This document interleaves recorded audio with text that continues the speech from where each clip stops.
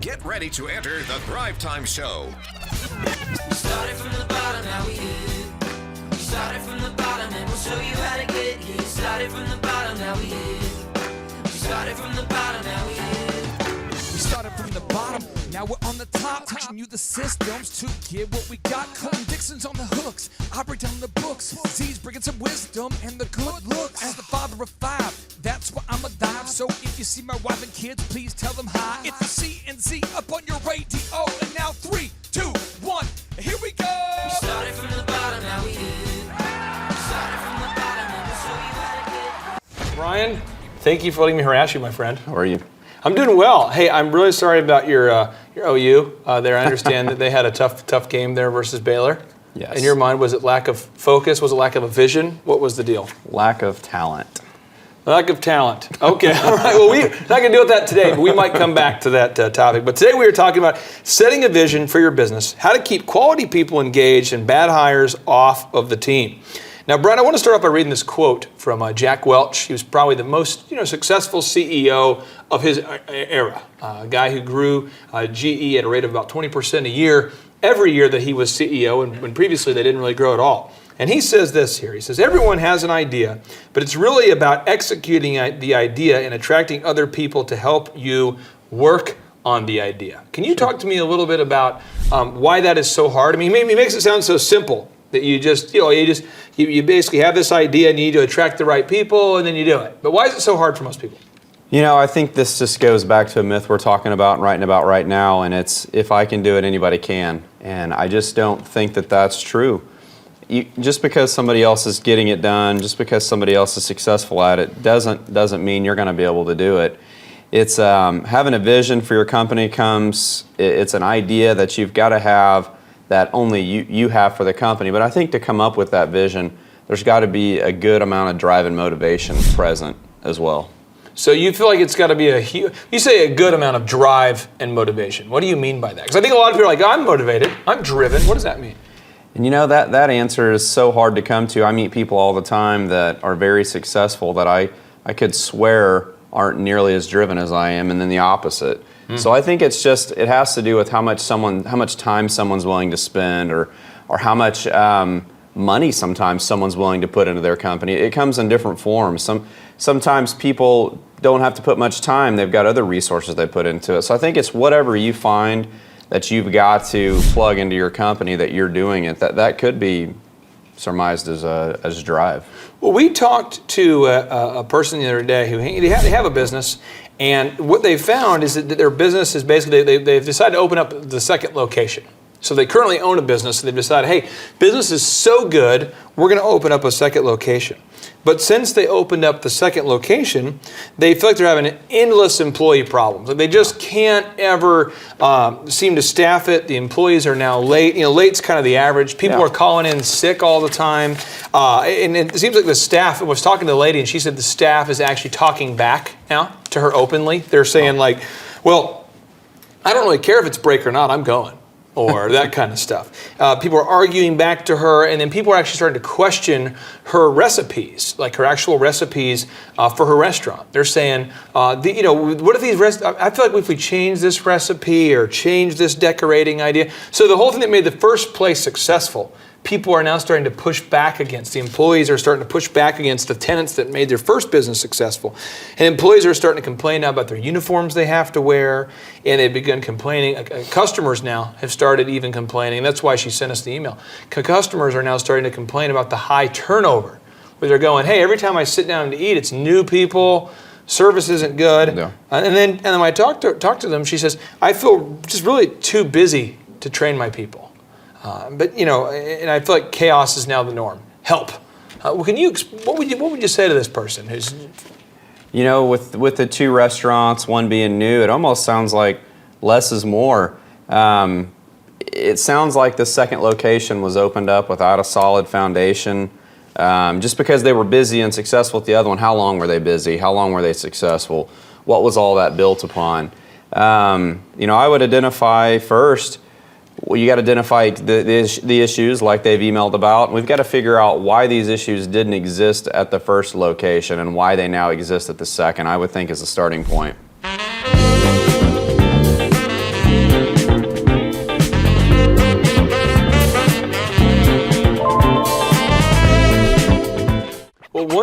we know is that the first location was a business that she and her husband ran together. Okay. And the second, they've hired a manager to run it, and it seems like that he maybe's not, for whatever reason, he's not pulling off the same standard that they had at the other one. What would you say? Well, and it sounds like that the leaders are spread too thin. You know, everybody wants to be successful. Everybody wants to open up multiple locations if the first business is successful. I don't think it's always the answer. It sounds like this one's already open and already going, and that possibly the manager they have hired is not pulling their weight. And if you've decided that keeping the second location open is the way to go, yeah, they're all in. And that's what you have to do. And I think what you're going to have to do is you're going to have to sit down and look at the staffing. I think you're going to have to figure out some shuffling. Maybe you need some other people from the first location to go to the second location that are leaders. So you're saying maybe move over some good people from the first location where the leaders are. The Sure. people who are doing it the right way, maybe blend those into the second location? Blend the staff. Maybe your next true manager could be within that group of people. That's Okay. going to help you lead the second location. I think that's step one. They've identified the issues. They've identified the people that are the problem. I'd shuffle the staffing now, and I'd be looking for the leader that's going to help with that second location with buy-in. Someone that's going to have to think like they do. Someone's going to think like they do. So bring in somebody who's got a little buy-in to it. You mean like in terms of maybe they share profit with them, or there's some sort of emotional buy-in, or what do you Well, I mean? think the buy-in first has to be mental. I think you've got to find someone that's going to join your team that cares about that business almost like you do. Okay. There's a restaurant that I went to recently. It's phenomenal. My wife and I, you've probably gone there before, but it's this Italian restaurant in town. And my wife and I will go there. And they hired this new guy, Tommy. We'll call him Tommy Gunn. This guy is unbelievable. He is seriously like, we went in before, the restaurant used to have a big delay. You would never get greeted. They were always so busy that they could never greet you. Sure. And people started to complain about it. This new guy they hired, the manager, has set a new tone. For like the last 3 months, you walk in and he's like, hey, how many you guys are going to be looking for dinner for tonight? And you'd say like 3. Well, hey, I apologize for the delay. We got a big line here. Let me go and get you some appetizers. What do you want to drink? And he would just he's customer service focused. It seems like he's just like another owner. So it sounds like these people might need a guy just like Tommy, kind of a honey badger that's going to help run it, right? Well, Clay, those people are all over town, and something we'll probably talk about later today is everywhere you're out, these people are around. And if you own a business, you've got to be noticing these people. I went into a technology store the other day, a very popular one here in town, just like your restaurant. Yeah. And there was a guy working behind the counter that was answering the phone, helping people on both sides of the desk, and still trying to sell a product to me by explaining it to me and telling me how it works. And all that being said, had the most humble demeanor I've ever seen in my life. So you're loving it. So I recruit him. Time out. So I just want to make sure the Thrivers are getting this. You're out at a technology store.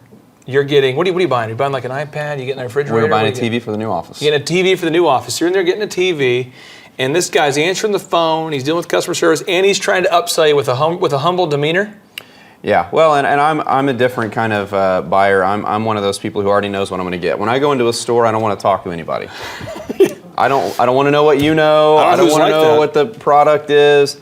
I already know. Yeah. And I educate myself all the time on the different types of buying personalities, and I'm definitely one of those as a do-it-yourself.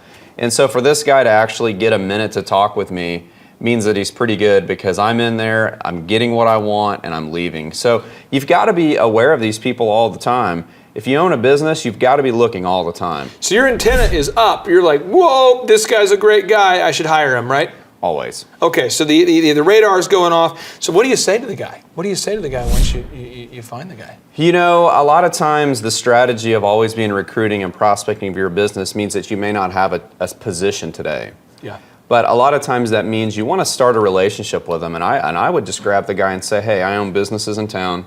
You're the type of guy that can do whatever you want. Yeah. Do you still want to work here for the rest of your life? And if they say, well, no, not really, I hand them a card and say, call me. Boom. That's it. And that real quick, that's the super move, by the way. I found a lot of good guys. I found one guy at Taco Bell Found one guy at a golf shop. I don't even golf. I just went in the golf shop. I don't know why I was in the golf shop. I was probably some weird. I thought it was it's like a trap door, like a Narnia deal. I went into the closet and ended up in a golf shop. But I found really good people over the years by just doing that move. Now, well, it's worth expanding on.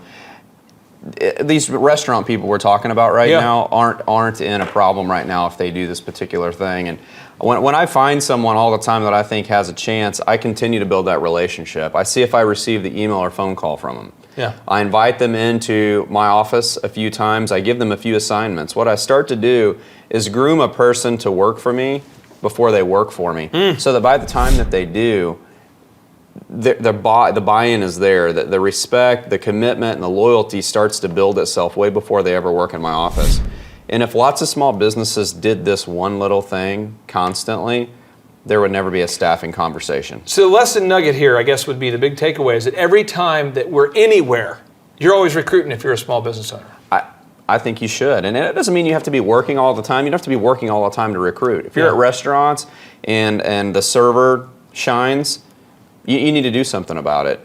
If you're anywhere and someone is shining, it's easy to throw a card out and ask a person, hey, is this what you're going to do for the rest of your life? Now, Thrivers, if you're watching this and you're going, well, everybody? No. If the pastor's given an unbelievable sermon or he's given a great talk at a funeral, you don't pull him aside and say, hey, we're hiring. You don't do that. Probably not. You're a great communicator. You should work here. No, but I mean, but as a general rule, your antenna is always up, and I could not agree more. Now, Bryan, you're a guy, just to give the Thrivers a context, you're a guy who has built a culture-focused, I'm going to use the word powerhouse.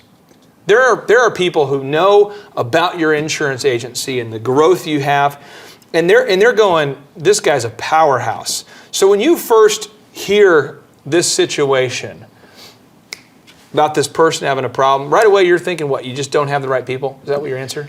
You know, sometimes not having the right people is going to be the answer, but it's not always the solution. You know, getting rid of everybody doesn't fix everything, because now you're running the place by yourself. So I don't know that it's always definitely we've got to just clean house all the time. And that's what you hear. I've heard that for years and years. Let's just clean house. I think a lot of times that there are people that can be helped. And I think when I look back at this restaurant, I don't want to hurt anyone's feelings, but I bet a lot of the problems lie within the leaders, that lie within the owners of the business. Let me ask you this question here. Can the owner of this business, the person who owns the business, they're paying the bills, they're working the late nights, they're doing the accounting, the sales, the marketing, can they really be held accountable for underperforming employees? I mean, is that really? Absolutely. Yeah. And I think in any business, the leaders are always going to be responsible for how good or how bad the business is run and how good and bad the results are. And what I've found in small businesses is that all the leaders, owners, entrepreneurs, or the people that own the place, when they start to take responsibility for their shortfalls, things automatically get better right away. Well, let's go ahead and tackle these issues one by one here. And that way we can get through each one and get your feedback on what this person should be doing. One is dealing with the endless employee problems. Bryan, does somebody get out of the cycle of having endless employee problems if that is their current normal? I mean, if this has become normal, do they ever, how does somebody get out of that? I mean, how does somebody go, hey, we're used to turnover, we're used to underperformance. How do they come in and go, well, that's it? How do they do it? Well, I think what you have to do is you've got to stop doing everything the same way, the way you've always done it. And if you can stop and restart and reconnect with the vision that you had for the business originally, reconnect with the goals and expectations that you have, and then clearly and transparently communicate them to your staff and the team that you have. You got to find out who's with you and who's not with you. I think this restaurant that you're talking about is to the point where now they've got to find out who's with them and who's not with them. Okay. Now Jack Welch says this. Again, top CEO of all time, arguably, during his tenure. He says, face reality as it is, not as it was or as you wish it to be. So why is it so hard for many business owners to deal with the fact that they might not, when they ask the question, are you with me or are you not? Sure. Why is it so hard for them to deal with, like, hey, there's some people who are not with me in my midst. How do I do it? I mean, why is it so hard? So many business owners I meet struggle with connecting with their staff.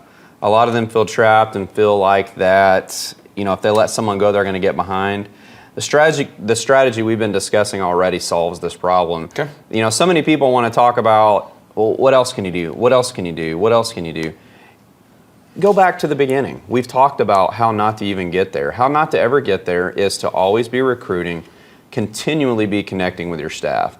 If you own a business and your ultimate goal is to get out of that business, you're not really a business owner. You're kind of an investor, in my opinion. I meet a lot of people that they have 0 time spent in their business, 0 time with people, and they call it their business. That's not their business. They're an investor in that business.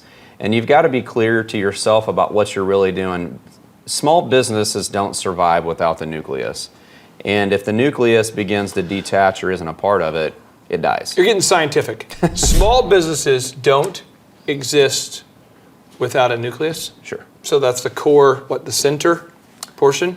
That's what works for me. Yeah. Okay. The reason why I'm asking this is because in my business, I know I take time out to talk to people specifically, very intentionally, because I used to not do it. But if someone has a life issue or they're dealing with something, I take time out to get to know them, because people don't, really John Maxwell says people don't care what you know until they know how much you care. It sounds like that's what you're talking about. You're wanting to build that nucleus where people really know that you do appreciate them, you do value them, you do have that connection point. I was just talking recently with some small business owners I know that have a lot of new franchises, and I challenged them, and I say this a lot to people and talk about it a lot. I ask this question: do we spend time to develop the potential of our people, or do we leave that up to other people to do and hope for the best?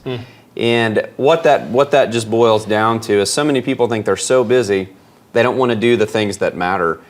Staffing, the team, employees, whatever you choose to call your group of people in your business, if you don't get to the root of it and begin to connect and develop your people, you won't have your people. And even if you have somewhat financial success over time, the argument could be how much better could it have been if you would have connected and developed your own people.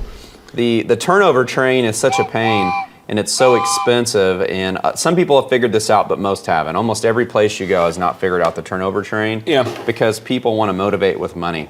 There's lots of statistics out there that show that money is a good motivator, but it's not everything, and it definitely has its limit. And I had to learn that early in my business as well. I started to figure out, people would tell me that they would be willing to work in my office for $5,000 to $7,000 less annually to hold on to the freedoms and the culture and experience that they had working in my office. So if I'm a thriver right now and I'm watching this and I have really failed to connect with my employees, or maybe I just have 2 dudes. So let's say I've got a business and it's 2 dudes. It's me and 2 dudes, and I haven't connected. What are some action steps, some stuff I can do right now, every week maybe, to connect with my staff? What are some things I should be doing? Well, if you're already paying a fair wage and you believe that is something that is appropriate, I think you've got to look a little bit deeper and find out what motivates your people. Figure out what is it that keeps them going. And going back to the restaurant or to the store I went to or the restaurant you've gone to, is figuring out what motivates each individual person the most. And almost none of them are ever going to say, well, more money. Yeah.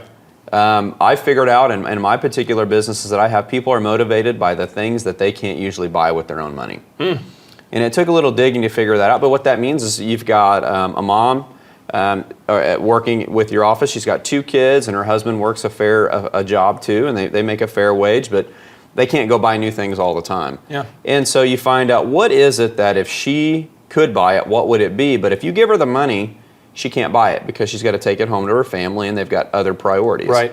But what is that one thing? And I've been able over the last few years to find out what is that one thing that if you can't buy it, but if it showed up, what would it be? We have one of our videographers on set here who's obsessed with the movie Noah. You know, the new one? The one that's not even close to true, or the... Yeah, that one. Okay. And I have found what motivates him is just talking about that movie with mentors. So I just talk about it, and he makes him feel like, man, this is a special company, a place I want to be. And so that's for you. Well, that's a great example too. And these are everyone thinks that these little tidbits are not a big deal. They are a big deal. The funny thing is that they're some of the more make or break parts of your business.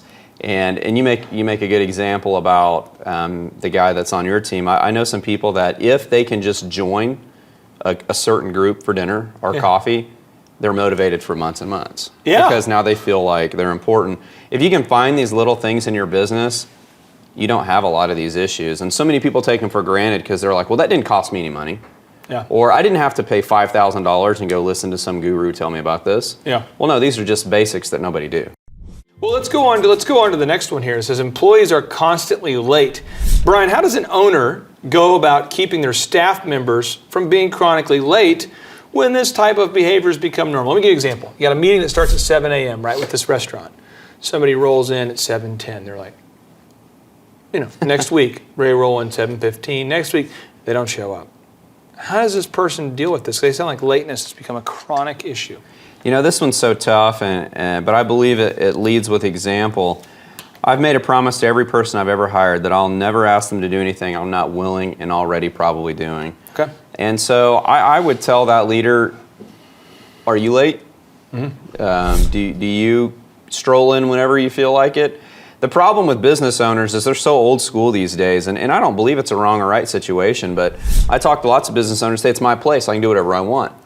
Bam, it's my place. I'll show up at 9 for the 7 a.m. meeting. And that's true. I mean, I guess that's okay if that's what you want to do, but in a new generation of people that you have working for you, different ages, different mindsets, different backgrounds, people are looking at that kind of stuff. And if you think that you can just come and go as you please, your staff will do the same thing. Mm-hmm.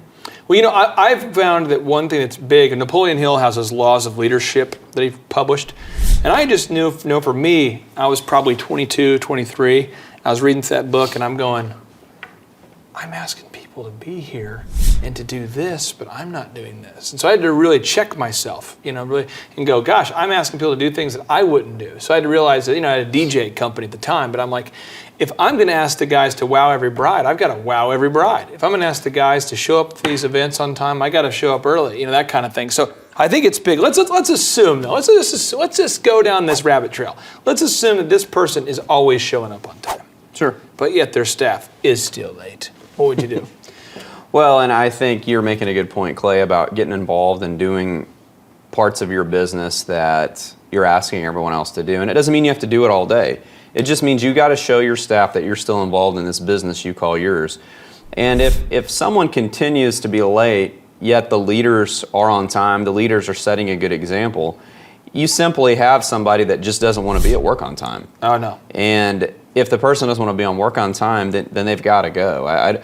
There's so many books and publications on what do you do for these people. There's nothing that you do. You let them go.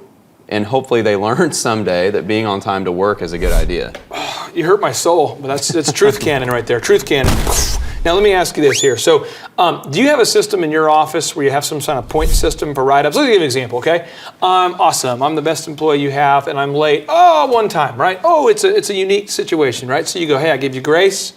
Second time, I'm the best employee you have, but I'm late a second time. This would never happen again, but and a third time. And do you have a point system or some way that you eventually are like, okay, you've accumulated enough points, you're gonzo? Well, and this particular topic, we're getting away from all the fun quotes and all the fun sayings and making people feel good. When it comes to staffing, there's good and bad. When people are doing good, you recognize them and you recognize them publicly. When people aren't doing so well, there has to be something in place that protects you from them. And what that means is you definitely got to have some kind of a system. I document everything, every conversation and email that I have with an employee or staff on where they're at with their position, how they're doing in their job. It's documented because I've got to be able to have a conversation with them later. People can change. And if they change for the worse, I want to be able to have a good conversation about, hey, here are the things that we've talked about in the past. Here's how many times you've been late. Here was the expectation and you didn't live up to it. And unfortunately, we've got to part ways. And people want to write and talk about all these special ways to do this thing. There's no special way to do it. It's to be very clear and very frank with the person about what's been done wrong and how they've violated your expectations multiple times and that it's time to move on. Now let's move on to this next issue here, number 2 here, this next employee issue. Employees are always calling in sick when not sick. So, Bryan, how does this business need to go from stopping the old fake cough move? You know, where the person walks in and goes, I just wasn't feeling very good, boss. I was going to come in, but I just feel terrible. Do you want me to come in? And I just feel, they're doing the whole fake stuffy nose sound there. If that's the precedent that's already been set where people are faking like they're sick, they can call in right before their shift. They're supposed to be at the restaurant at 9, for the breakfast stuff, and they're getting there at 8:58. They're calling, boss, I just feel sick. How do you deal with that? This requires setting boundaries and expectations very clear. I think people are always looking for the secret potion on the answers like this. There aren't any. I found this epidemic is usually alive only in businesses with leaders that allow it. It's easily fixable with transparent and clear expectations. If you allow people to do this deal, they will do it. And there's no secret out there that will help you get around the awkward conversation of telling people they can't lie to you. So let's give an example. Let's role play this real quick. 8:58, I'm calling you. Hey, Bryan, I can't come in. I'm just feeling kind of sick. What do you do? Clay, I'm going to ask you if you just found out you were sick 2 minutes before you were supposed to be at our office. Generally, the answer is no. And then I'm going to let you know, either this is the first time that you've done this, or I'm going to say, Clay, you've called in 5 times this quarter. Are you really sick? Be honest with me. And a lot of times people will be honest with you, and a lot of times people will continue to carry on the lie. And you've got to decide if you've been lied to, and you see that you've got to do something about it. You can't continue to let people. You can't be held hostage to your staff. But rewind a few paragraphs we've been talking about. Had you been doing the number one thing that the most successful business owners do, which is continually network and recruit for their business, you won't be worried about this phone call. One thing I want to say here real quick for anybody watching this, I know when employees are sick, one thing that I like to do with businesses, and I work with them, is I say, hey, if people are sick, that's fine. But I would have a deal where if they don't supply a doctor's note, then they get a certain number of points. So the example would be, let's say that I call in sick. Hey, you say, you know what, I understand that you're sick. Our policy is you got to call in 24 hours in advance. Go to the doctor today, bring a note in, we'll take care of you. And if someone can't supply a note, then they obviously weren't sick enough to go to the doctor, which is why they probably are BSing you or have some sort of, and I would just encourage you guys, whoever, if you're watching this, to set up some kind of policy in writing for how you're going to deal with it. And that way when it happens, it's clear expectations like what you've been saying, where it's written People have down. to know up front. They've got to know up front what the rules are. You can't just put the rules in place after. Okay. So put the rules up in place up front. Don't just do them afterwards. Now, Bryan, this is a good one. The staff talks back and argues with her about her recipes and her ideas for the restaurant decoration. So it sounds to me like, she's trying to run a restaurant and a homie's saying, I don't even like this food. Why don't we make a different style of potatoes? Or why can't we make a different kind of chicken? Or to me, it's kind of getting into that whole insubordination deal. What advice would you have for this incredible lady to take charge of the situation and keep her employees from constantly talking back? It's got to be draining. Well, in hearing all the issues that she's having, all boiled down to a couple of main problems that obviously would have to be discussed on a different conversation. But I think for this specific situation, they've got to have a meeting today. They've got to draw lines in the sand now. They've got to now set the expectations that they obviously haven't set before. So it's going to be a little tough now because in a perfect world, they're always recruiting, right? They're always networking, and they have these expectations set up ahead of time. Well, and they're going to have to set these rules up, but they're going to have to remember one little thing, is that they're going to be expected to follow those rules too. Okay, so again, you don't want to ask people to be held accountable for something you're not willing to do. Sure. Now, let's talk about this here. The employees have now begun to complain about their uniform requirements. They're going, I don't want to wear that. What would you do? And a lot of old school people are going to hate this answer, but when I think about the uniform and needing it, there's definitely some good reasons to have uniforms in certain places of business, schools, restaurants, and whatnot. But I would ask, did you include the staff in any part of the uniform decision-making process? And people are going to say, what in the world? Old school guys are going to say, why in the world would I do that? This is my business.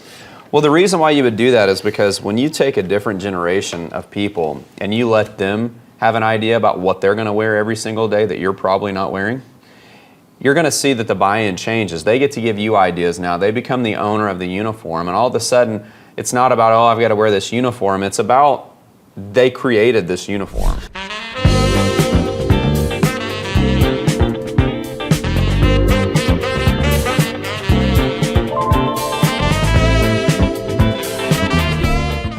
Let's say that the staff, and I know this didn't happen in this situation, but let's pretend it did. Let's pretend I'm a business owner and I'm watching this, and I did involve my staff. Sure. And now we've come up with this unbelievable uniform. One that 8 out of 10 people were like, this is great. Yeah. But now Greg, over there in accounting, just for whatever reason, can't seem to clean the shirt or find the pants or, Sure. he just keeps showing up weird. What would you do? It's again goes back to the questions of everyone's always digging for that secret answer to keep them from having an awkward conversation.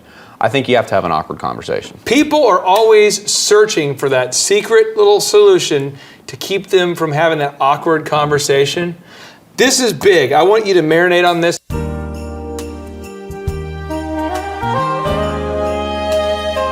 I want to end on this. This is a capstone thought to me that's huge. I want to kind of bring this in here, and then I want to talk about some training, but I want to kind of wrap up on these two thoughts here, because that awkward conversation. I've been married for 13 years. You hate to have the awkward conversation. Usually it's my wife telling me, like, you can't do that. I'm like, well, so the awkward conversation thing. My wife's pretty direct.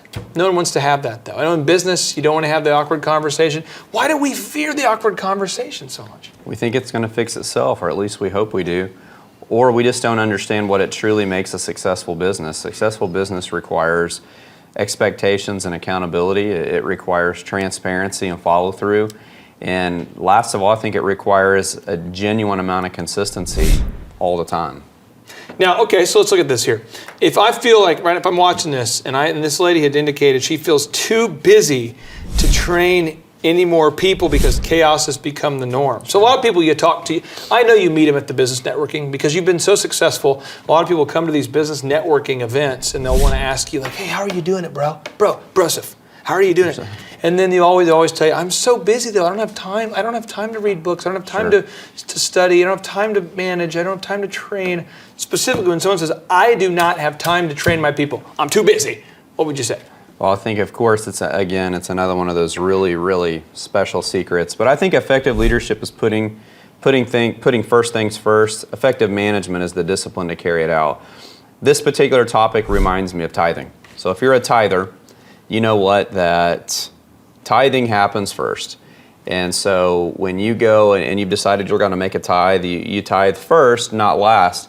It's this very same situation when it comes to your business. Training, developing, and leading your staff would come first to me. Without them, you have no business. So what I don't understand is when someone sits down and tells me they don't have time to work on the most important, crucial piece of their business, and that's the people that open it and close it every single day. You just blew my mind. It's just unbelievable. Let me try to duct tape my brain and put it all back in and just unpack this a little bit here. Okay, so one is you're saying tithing. A lot of people watching this maybe don't know what tithing is. Sure. Maybe they go, tithing, schmithing, what does that mean? Real quick, can you explain what tithing means? Sure. Tithing in my faith and other faiths is about giving back to the church that you're in. It's 10%, and what happens, the point of it, it's not the money. The point of it is, and people lose touch of this, it's not about the money, it's about giving first. And so you decide to give your money back that you've been given to the church first, the first 10%. So when I think about this particular topic, it's very equal to tithing. You've got to work on your business first. You got to work on the staff first before all this other things that you've decided you're going to do, committed to, and thrown all these irons in the fire. You won't have any irons in the fire if you can't take care of this part. And that's the team. You won't have any irons in the fire if you can't deal with this part. Sure. Now unpacking the final two areas, because you just it's truth cannon here. You said leadership is putting first things first. Yes. But then you said management is what, having the discipline? To carry it out. To carry it out. Can we unpack that for a second? Leadership is saying what? It's saying, hey, this is my priority. Is that what you're saying? Or I think it applies to your business, it applies to your family, it applies to relationships. Leadership is putting the first things first, the things that really matter, setting up all the things that you need to do. And then it's not just enough to say that these are important to me. You've got to go and manage those things. You've got to go and carry out the things you've set to do. When you opened up a business, you decided you were going to have people there to offer customer service, sales, or whatever it is to other people. Well, did you forget that you've got to train and develop these people? They're first. They're what makes the whole thing go around, and you've got to focus on them first. Well, I'm going to try to put your moves into action real quick here. So 1, leadership, putting first things first. I know what I need to tell you now. 2, management. I got to have the discipline to carry it out. It's going to be awkward, but here we go. It's ecstasy when you're next to me. Thank you. JT, do you know what time it is? 4:10. It's Tebow time in Tulsa, Jerusalem, baby. Tim Tebow is coming to Tulsa, Oklahoma, June 27th and 28th. We've been doing business conferences here since 2005. I've been hosting business conferences since 2005. What year were you born? 1995. Dude, I've been hosting business conferences since you were 10 years old, but I've never had the 2-time Heisman Award winning Tim Tebow come present. And a lot of people, have followed Tim Tebow's football career on the field and off the field. And off the field, the guy's been just as successful as he has been on the field. Now, the big question is, JT, how does he do it? Well, they're going to have to come and find out because I don't know. Well, I'm just saying, Tim Tebow's going to teach us how he organizes his day, how he organizes his life, how he's proactive with his faith, his family, his finances. He's going to walk us through his mindset that he brings into the gym, into business. It is going to be a blasty blast in Tulsa, Jerusalem. Also, this is the first Thrive Time Show event that we've had where we're going to have a man who has built a $100 million net worth. Wow. Who'll be presenting. Now, we've had a couple presenters that have had $1 billion net worth in some like real estate sort of things. Yeah. But this is the first time we've had a guy who's built a service business, and he's built over $100 million net worth in the service business. It's the yacht driving, multi-state living guru of franchising. Peter Taunton will be in the house. This is the founder of Snap Fitness, the guy behind 9 Round Boxing. He's going to be here in Tulsa, Jerusalem, Oklahoma, June 27th and 28th. JT, why should everybody want to hear what Peter Taunton has to say? Oh, because he's incredible. He's just a fountain of knowledge. He is awesome. He has inspired me listening to him talk. And not only that, he also has, he practices what he teaches. So he's a real teacher. He's not a fake teacher like business school teachers. So you got to come learn from him. Also, let me tell you this, folks. I don't want to get this wrong because if I get it wrong, someone's going to say, you screwed that up, buddy. So Michael Levine, this is Michael Levine. He's going to be coming. You say, who's Michael Levine? I don't want to get this wrong. This is the PR consultant of choice for Michael Jackson, for Prince, for Nike, for Charlton Heston, for Nancy Kerrigan, 34 Grammy Award winners, 43 New York Times bestselling authors he's represented, including pretty much everybody you know who's been a super celebrity. This is Michael Levine, a good friend of mine. He's going to come and talk to you about personal branding and the mindset needed to be super successful. The lineup will continue to grow. We have hit Christian recording artist Colton Dixon in the house. Now, people say, Colton Dixon's in the house? Yes, Colton Dixon's in the house. So if you like top 40 Christian music, Colton Dixon's going to be in the house performing. The lineup will continue to grow each and every day. We're going to add more and more speakers to this all-star lineup. But I encourage everybody out there today, get those tickets today. Go to thrivetimeshow.com. Again, that's thrivetimeshow.com. And some people might be saying, well, how do I do it? What do I do? How does it work? You just go to thrivetimeshow.com. Let's go there now. We're feeling the flow. We're going to thrivetimeshow.com. Again, you just go to thrivetimeshow.com. You click on the business conferences button, and you click on the request tickets button right there. The way I do our conferences is we tell people it's $250 to get a ticket. Yep. Or whatever price that you can afford. And the reason why I do that is I grew up without money. JT, you're in the process of building a super successful company. Did you start out with $1 million in the bank account? No, I did not. Nope, did not get any loans, nothing like that. Did not get an inheritance from parents or anything like that. I had to work for it, and I'm super grateful. I came to a business conference. That's actually how I met you, met Peter Taunton. I met all these people. So if you're out there today and you want to come to our workshop, again, you just got to go to thrivetimeshow.com. You might say, well, when's it going to be? June 27th and 28th. You might say, well, who's speaking? We already covered that. You might say, where's it going to be? It's going to be in Tulsa, Jerusalem, Oklahoma. And someone says, Tulsa, Jerusalem. It's I'm really trying to rebrand Tulsa as Tulsa Jerusalem, sort of like the Jerusalem of America. But if you type in Thrive Time Show and Jinx, you can get a sneak peek or a look at our office facility. This is what it looks like. This is where you're headed. It's going to be a blasty blast. You can look inside, see the facility. We're going to have hundreds of entrepreneurs here. It is going to be packed. Now, for this particular event, folks, the seating is always limited because my facility isn't a limitless convention center. You're coming to my actual home office, and so it's going to be packed. So when? June 27th and 28th. Who? You're going to come. Who? You? I'm talking to you. You can just get your tickets right now at thrivetimeshow.com. And again, you can name your price. We tell people it's $250 or whatever price you can afford. And we do have some select VIP tickets, which gives you an access to meet some of the speakers and those sorts of things. And those tickets are $500. It's a 2-day interactive business workshop, over 20 hours of business training. We're going to give you a copy of my newest book, The Millionaire's Guide to Becoming Sustainably Rich. You're going to leave with a workbook. You're going to leave with everything you need to know to start and grow a super successful company. It's practical, it's actionable, and it's Tebow time right here in Tulsa, Jerusalem. Get those tickets today at thrivetimeshow.com. Again, that's thrivetimeshow.com. Hello, I'm Michael Levine, and I'm talking to you right now from the center of Hollywood, California, where I have represented over the last 35 years 58 Academy Award winners, 34 Grammy Award winners, 43 New York Times bestsellers. I've represented a lot of major stars, and I've worked with a lot of major companies. And I think I've learned a few things about what makes them work and what makes them not work. Now, why would a man living in Hollywood, California, in the beautiful sunny weather of LA, come to Tulsa? Because last year I did it, and it was damn exciting. Clay Clark has put together an exceptional presentation, really life-changing, and I'm looking forward to seeing you then. I'm Michael Levine. I'll see you in Tulsa. James, did I tell you my good friend John Lee Dumas is also joining us at the in-person 2-day interactive Thrive Time Show Business Workshop?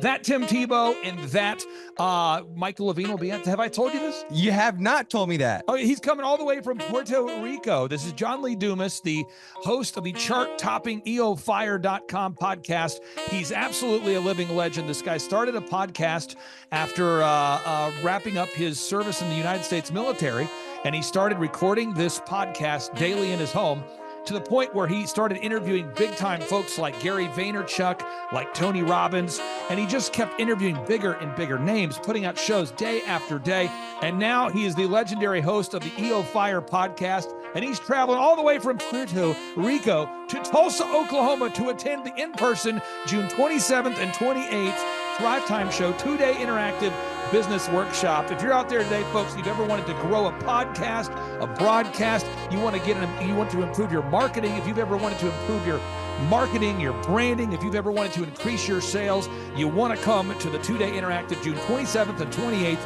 Thrive Time Show Business Workshop featuring Tim Tebow, Michael Levine, John Lee Dumas, and countless big-time super successful entrepreneurs. It's going to be life-changing. Get your tickets right now at thrivetimeshow.com. James, what website is that? thrivetimeshow.com. James, one more time with more enthusiasm. thrivetimeshow.com. Shot everything rides on tonight. Even if I got 3 strikes, I'ma go for it. This moment, we own it. I'm not to be played with because it could get dangerous. See these people I ride with. This moment, we own it. Thrive Time Show 2-day interactive business workshops are the world's highest rated and most reviewed business workshops because we teach you what you need to know to grow. You can learn the proven 13-point business systems that Dr. Zellner and I have used over and over to start and grow successful companies. I mean, we get into the specific steps on what you need to do to optimize your website. We're going to teach you how to fix your conversion rate. We're going to teach you how to do a social media marketing campaign that works. How do you raise capital? How do you get a small business loan? We teach you everything you need to know here during a 2-day, 15-hour workshop. It's all here for you. You work every day in your business, but for 2 days you can escape and work on your business and build these proven systems so now you can have a successful company that will produce both the time freedom and the financial freedom that you deserve. You're going to leave energized, motivated, but you're also going to leave empowered.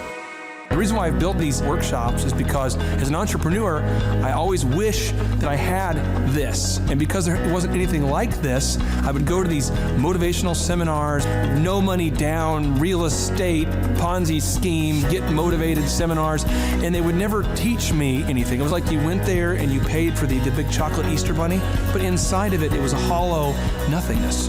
And I wanted the knowledge, and they're like, oh, but we'll teach you the knowledge after our next workshop. And the great thing is we have nothing to upsell. At every workshop, we teach you what you need to know. There's no one in the back of the room trying to sell you some next big get-rich-quick, walk-on-hot coals product. It's literally, we teach you the brass tacks, the specific stuff that you need to know to learn how to start and grow a business. And I encourage you to not believe what I'm saying, and I want you to Google the Z66 auto auction. I want you to Google elephant in the room.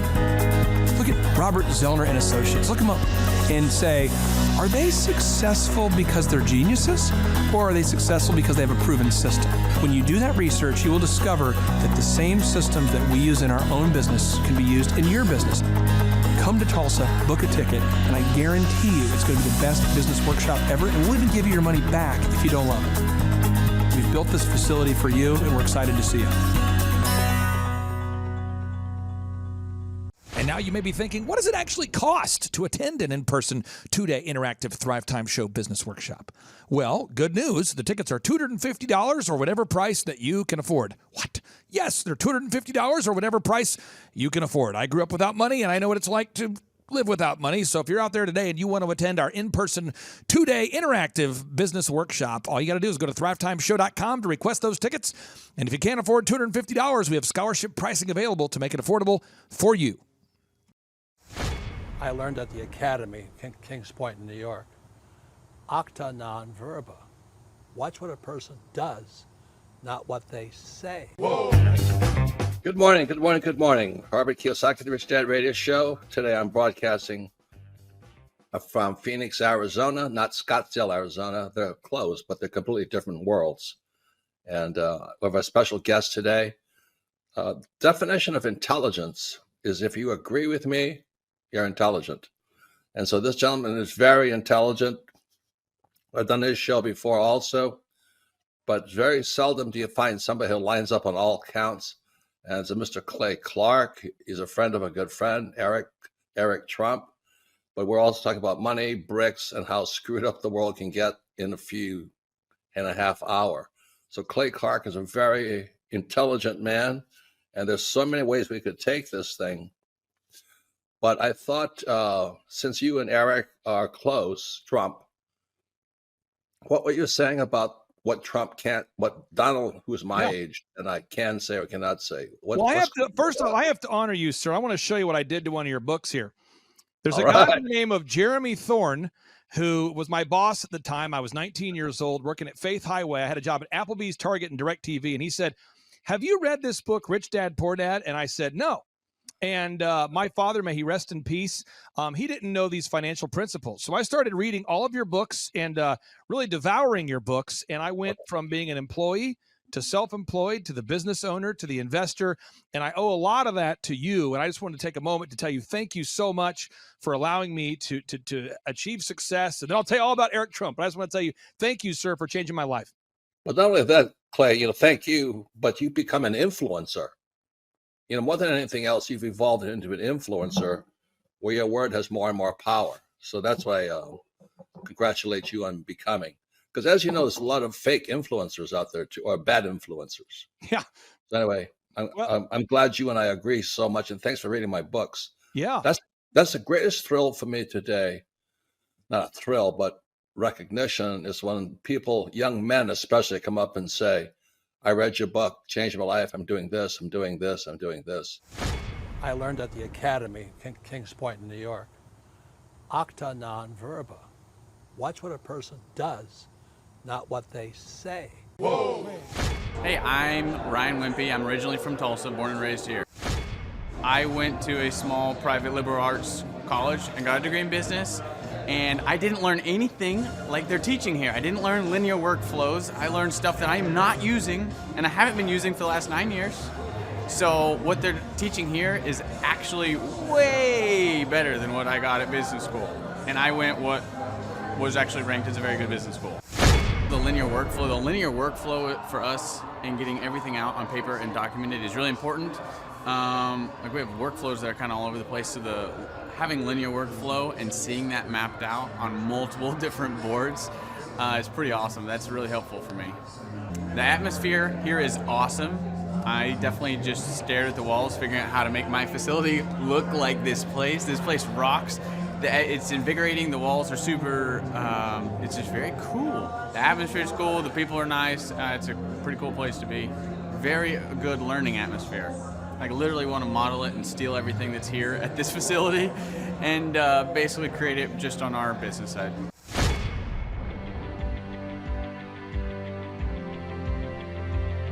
Once I saw what they were doing, I knew I had to get here at the conference. This is probably the best conference or seminar I've ever been to in over 30 years in business. You're not bored. You're awake, alive the whole time. It's not pushy. They don't try to sell you a bunch of things. I was looking to learn how to just get control of my life, my schedule, and just get control of the business. Planning your time, breaking it all down, making time for the F6 in your life, and just really implementing it and sticking with the program. It's really lively. They're pretty friendly, helpful, very welcoming. I attended a conference a couple months back, and it was really the best business conference I've ever attended. At the workshop, I've learned a lot about time management, really prioritizing what's the most important. Biggest takeaways are, you want to take a step-by-step approach to your business. Whether it's marketing, what are those 3 marketing tools that you want to use, to human resources. Some of the most successful people and successful businesses in this town, their owners were here today because they wanted to know more from Clay, and I found that to be kind of fascinating.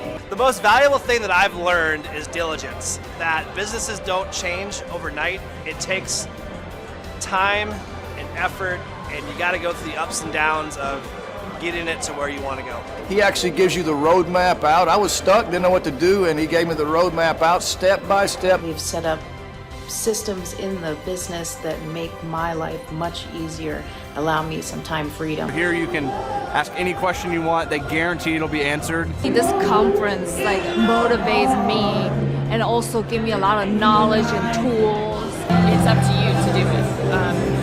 Everybody can do these things.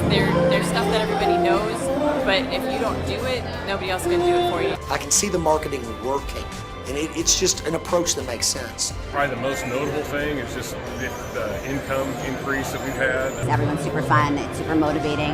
I've been here before, but I'm back again because it motivates me. Your competition's going to come eventually, or try to pick up these tactics. So if you don't, somebody else will. I'm Rachel with Tip Top Canine, and we just want to give a huge thank you to Clay and Vanessa Clark. Hey guys, I'm Ryan with Tip Top Canine. Just want to say a big thank you to Thrive 15. Thank you to Make Your Life Epic. We love you guys, we appreciate you, and really just appreciate how far you've taken us. This is our old house, right? This is where we used to live a few years ago. This is our old neighborhood. See? It's nice, right? So this is my old van and our old school marketing, and this is our old team. And by team, I mean it's me and another guy. This is our new house with our new neighborhood. This is our new van with our new marketing, and this is our new team. We went from 4 to 14, and I took this beautiful photo.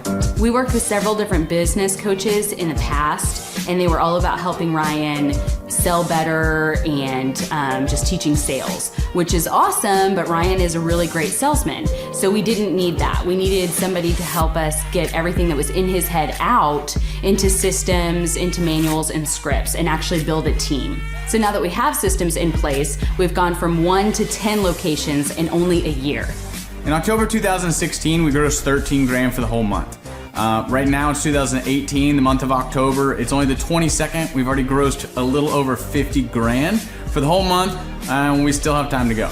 We're just thankful for you, thankful for Thrive and your mentorship, and we're really thankful that You guys have helped us to grow a business that we run now instead of the business running us. Just thank you times 1,000. So we really just want to thank you, Clay, and thank you, Vanessa, for everything you've done, everything you've helped us with. We love you guys.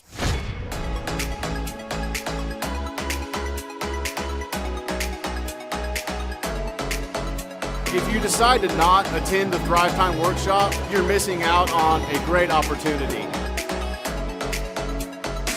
The atmosphere of Clay's office is very lively. You can feel the energy as soon as you walk through the door, and it really got me and my team very excited.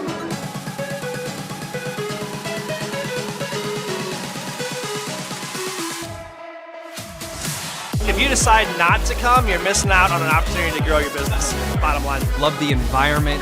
I love the way that Clay presents and teaches. It's a way that not only allows me to comprehend what's going on, but he explains it in a way to where it just makes sense. The SEO optimization, branding, marketing. I've learned more in the last 2 days than I have the entire 4 years of college.